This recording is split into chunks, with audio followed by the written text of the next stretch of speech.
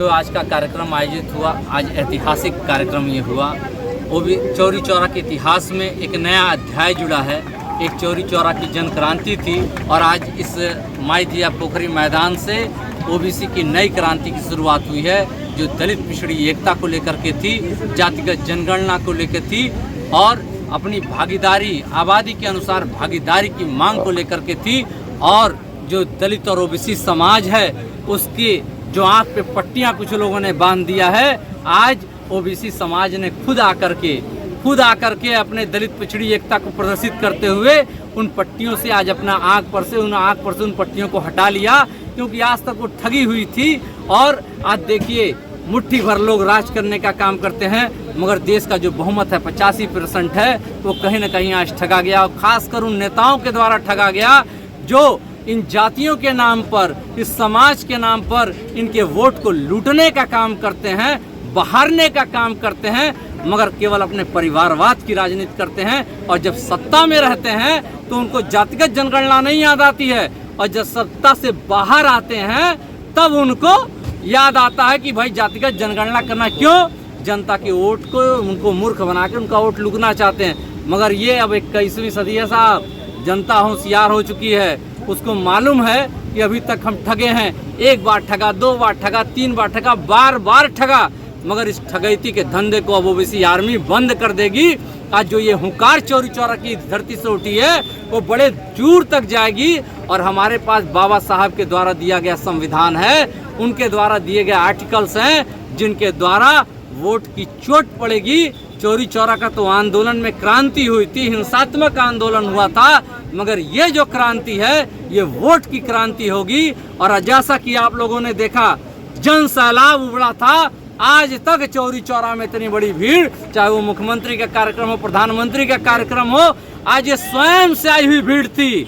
आज लोगों ने, दलित और पिछड़े लोगों ने दिखा दिया कि हम 85% लोग अगर एकजुट हो गए तो सबकी हवा निकल सकती है। हमारा किसी से विद्वेष नहीं है, पूरे हिंदुस्तान, एक हिंदुस्तानी हमारा भाई बहन है, मगर हम बस इतना कहना चाहते हैं कि हमारे साथ भी न्याय हो। हम न्याय की मांग के लिए आज यह ओबीसी महासंगम का आयोजन हुआ है। सर, जातिगत गणना होनी चाहिए, एकदम होनी चाहिए। बिहार में हो गया, मगर यहाँ देखिए इतनी बेशर्म सरकारी इससे पहले थी।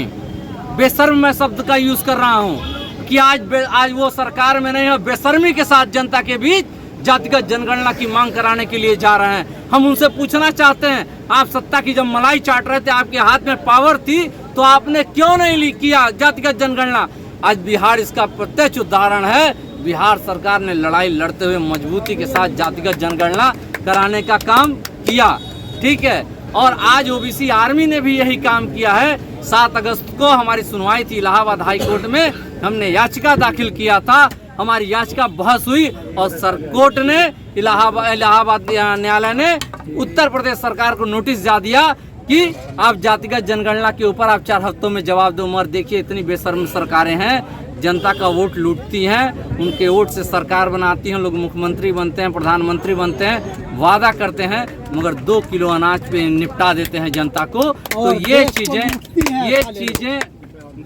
ये चीजें अब बर्दाश्त नहीं की जाएंगी। सर, कहा जाता है जिसकी जितने हिस्सेदारी उसकी उतनी भागीदारी। सर, इस पे क्या लोकसभा चुनाव में देखने को मिलेगा?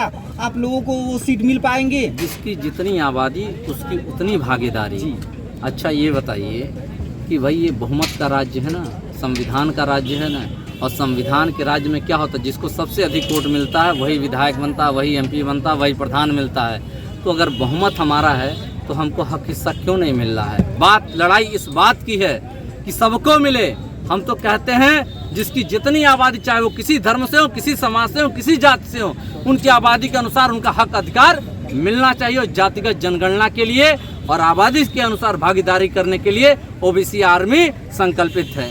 क्या अभी चंद्रशेखर आजाद की तरह से ओबीसी आर्मी बनाकर नई राजनीतिक सफर तय करना चाहते हैं? नहीं, राजनीतिक सफर देखिए, एक स्वार्थ की राजनीति होती है और एक अपने समाज की याद होती है, एक पार्ट ऑफ द हिस्ट्री बनने की राजनीति होती है। बाबा साहब भीमराव अम्बेडकर ने कानून मंत्री पे लात मार दिया था। क्यों मार दिया था वो किसके लिए, लोगों को पता ही नहीं। हम अपने पिछड़े समाज से कहना चाहते हैं कि बाबा साहब को पढ़ने का काम करो आप लोग। दलितों के लिए उन्होंने इस्तीफा नहीं दिया था, उन्होंने पिछड़ों के लिए इस्तीफा दिया था, जो आर्टिकल 340 है उसके पूर्ण रूप से पालन कराने के लिए और जो जहाँ तक राजनीति की बात हो रही है, चंद्रशेखर अपना काम कर रहे हैं, ओबीसी आर्मी अपना काम कर रही है। सर बहुत बहुत धन्यवाद।